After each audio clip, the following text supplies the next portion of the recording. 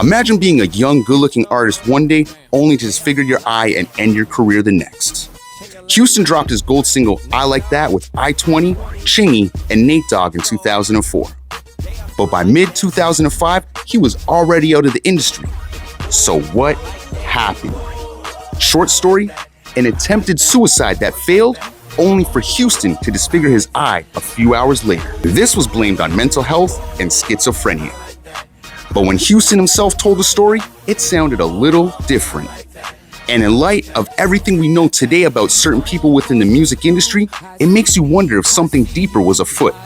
According to Houston, it all became a little too much, too quick. Drugs, alcohol, and other things he wasn't used to. See, Houston grew up a Christian, and perhaps he was put in a position where he had to compromise his integrity and no longer recognize who he was anymore. And if his team knew he was schizophrenic, they should never have let him have access to something like PCP in the first place, unless they were trying to take advantage of him. When asked about it years later, Houston had this to say about the incident. There's too many Fruit Loops in the Hollywood scene, so I stay in the background.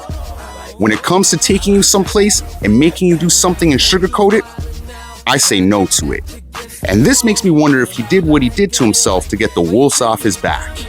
The people that might have been preying on him, so he decided to kill his career by disfiguring himself, thus choosing his integrity and his soul over riches and a life of lies. In the end, only a certain few know the truth, while the rest of us are left to speculate. But given the state of today's music industry, it definitely makes you wonder and ask a few questions. Houston, one of music's WTFs, y'all. One love, peace.